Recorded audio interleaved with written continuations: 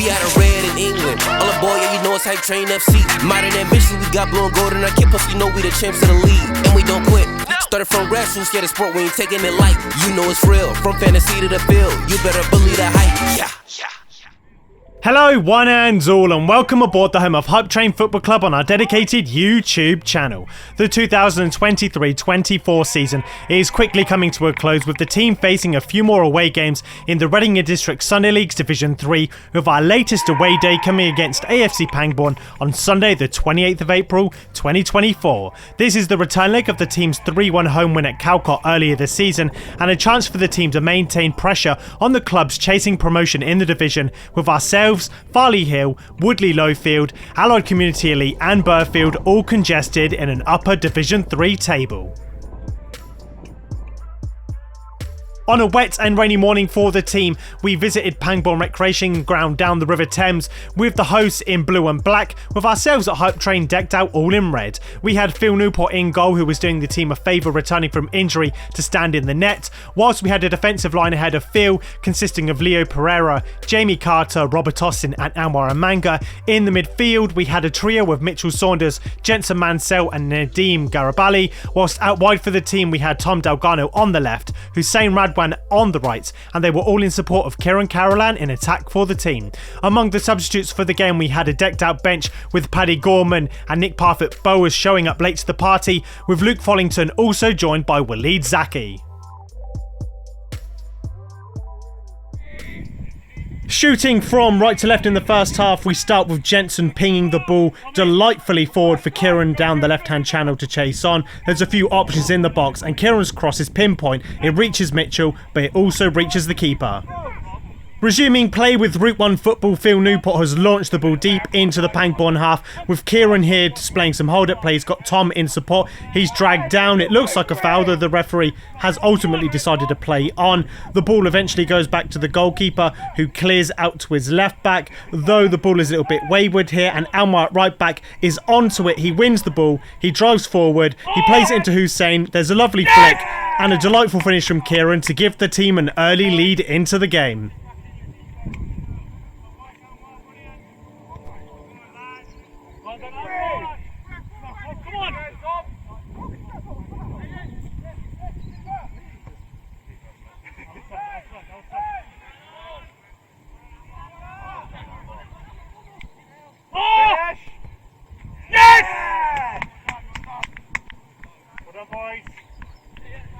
I think both teams can be honest, and this game was never destined for a clean sheet. And just a few minutes later, around the 10-minute mark here, Pangbourne have the ball in the middle of the park, and they're putting the ball from centre to left here. The left back has the ball before playing a ball into the penalty area. There's a free runner, it chips off of his shoulder, the ball falls into the back of the net, and just like that, Pangbourne have an equalising effort.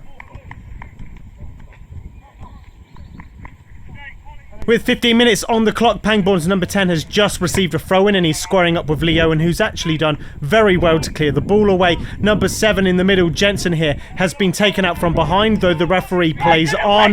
The referee doesn't give the foul. Pangbourne are through 1-on-1 and they've gone 2-1 ahead, and the team now have to come back from behind. There was now a couple of opportunities for the team in blue to extend their lead after a good response to going behind. Here they've put the ball into the penalty area, it's come all the way across, they've taken a shot that's blocked by a sliding Anwar, and then Phil collects on the second and third time of asking.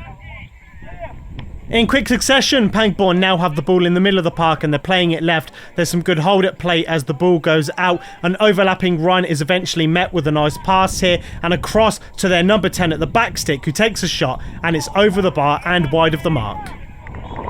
In desperate need of a wake-up call, the team were putting the press on Pangbourne now, with the ball going back to the goalkeeper as there's a train passing in the distance. The Pangbourne goalkeeper's got a bit of time, though he only scoops it as far as Nick. Nick then heads the ball down. He's got Hussein. Hussein crosses. The ball is then up in the air a couple of times and it falls out to Kieran, who then bashes in the goal from close range past the goalkeeper. It's his second goal of the day, his 28th goal of the season, and the team are now drawn level.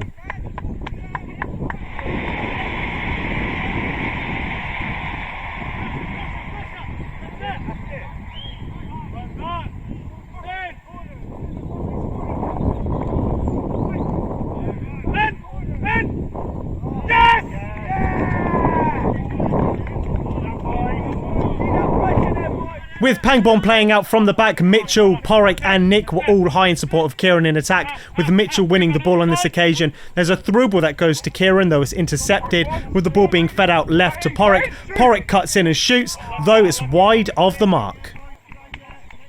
The team had upped it for sure, and there was an opportunity now for the team to take that lead yet again in the game, and it starts when Nick Parfitt-Bowles has won the ball back excellently, and just look at this for a through ball to Porrick.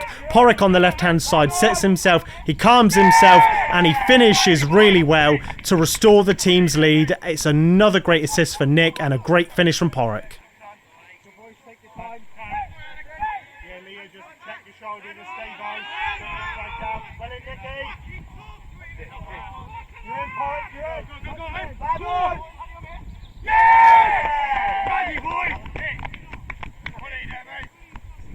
Looking for a last gasp equaliser in the half, Pangbourne are in the attack with Jamie Carter doing well to intercept and Robert Austin clearing the ball, and just like that there was an overlapping counter-attack on for the team with Hussein picking up the ball from Nick. Hussein's put the ball into the penalty area, it's gone out to Kieran and the goalkeeper has two hands to the ball. With just the 5 goals in the second half, let's begin with a chaotic opening to the second period, with Mitchell putting some pressure on in the midfield. There's a through ball that goes all the way through to Phil in goal, who's actually scrambled it, and then he's taken a hand, he's put it on the player. The referee's eventually blown for a penalty, and Pangbourne have an opportunity to equalise just 2 or 3 minutes into the second half, and the number 10, with a little spike on his head, was lively throughout the game, and he's buried the penalty to take the game back to 3-3. The ball was now in the middle of the park with Mitchell, and he was surrounded by a body of Pangbourne players as they've been able to win back the ball. They put the ball into a central area, calmly putting the ball around nicely before cutting it to one of their players on his left, and Phil saves comfortably. Switching sides to the left, Leo has the ball in his hands from a throw-in. He's got a few options down the wing with Kieran here pushed in the back to win a free kick. Nick and Kieran have stood over the dead ball, with the number 9 Kieran taking responsibility, lofting the ball into the penalty area. There's 3 in there with Mitchell heading back across goal for myself, Rob, to bury the shot into the top corner. It was my second goal of the season, my first on Sundays, and it's restored the team's lead to a 4-3 advantage.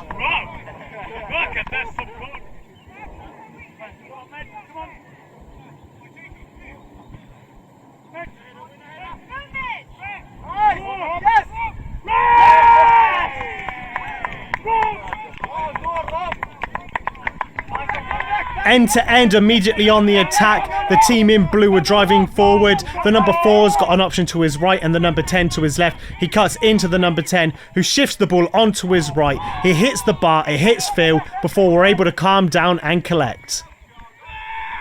Another mad moment in the game starts when a defensive header allows Pangbourne to collect the ball and counter on the team. Their number 10 puts the ball into the midfield area with the ball over the top. In goal, Phil has called for the ball and his clearance has hit the back of Leo, allowing an open goal for Pangbourne, and it's another tied up game, this time at 4-4. For the third time, the team were looking to go back into the lead, and Mitchell has put the ball through for the Pangbourne goalkeeper to collect, with Porrick chasing down. Their goalkeeper has cleared, but Mitchell yet again puts the ball in an area that is only half cleared away by the Pangbourne player. Luke Follington on the left, on the first time of asking, has put in a delicious ball into Kieran, and as you can hear Hussein saying, it's a lovely goal, it's a wonderful goal for Kieran to complete his hat-trick, with a lovely assist from Luke to take the game back ahead for the team at 4-5.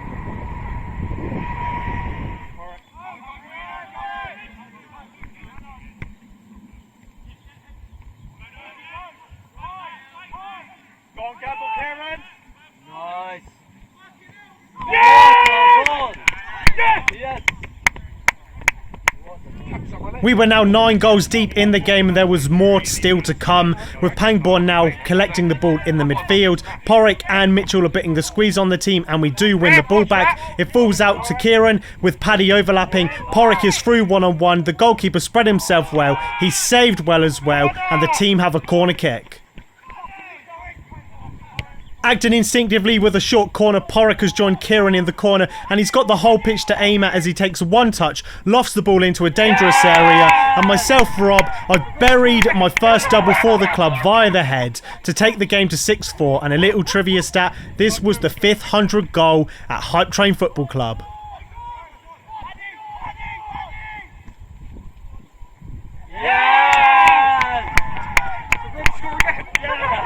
With the 2-goal lead established for the team, there was some defending to do to see out the win, and a series of Pangbourne corners here would threaten. The first is headed away by myself at the back post before a second corner kick is excellently cleared away from Phil in goal, tipped away with his fingertips.